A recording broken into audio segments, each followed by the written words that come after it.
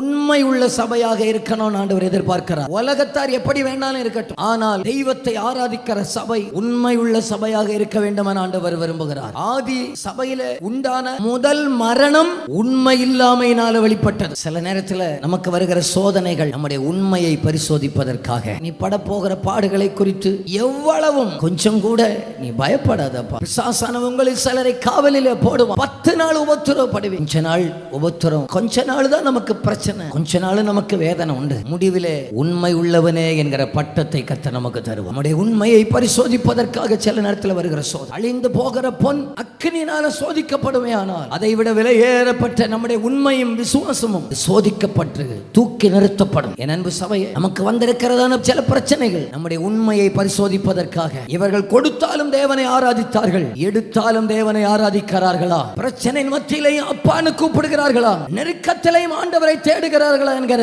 பரிசோதனையின் காலகட்டத்தில் தான் இருக்கிறீர்கள். அந்த காலம் ஒருவேளை கடினமாக இருக்கலாம், சிறையிருப்பு போல இருக்கலாம், நிந்தனைகள் இருக்கும், அவமானங்கள் இருக்கும், ஏளனங்கள் இருக்கும், பரிகாசம் இருக்கும். நேகருடைய வார்த்தைக்கு பதில் சொல்லி தாங்காது, எல்லாரையும் திருப்திப்படுத்த முடியாது, பயங்கர கடினமா தான் இருக்கும். இந்த நேரத்தில் இருதயத்தை தொட்டு சொல்லிக்கணும், எல்லா நாளும் அல்ல எனக்கு உபத்திரம், 10 நாள் தான் எனக்கு உபத்திரம். இமைப்பொழுது முகத்தை மறைத்தேன், ஆனால் உருக்கமான இரக்கங்களினால் என்னை சேர்த்துக் கொள்ளுவார். என்னை திராணிக்கு மேலாக சோதிக்க மாட்டார், தாங்குவதற்கு பலனை தருவார், தப்பி செல்வதற்கு வழியை காட்டுகிறவராக இருக்கிறார்.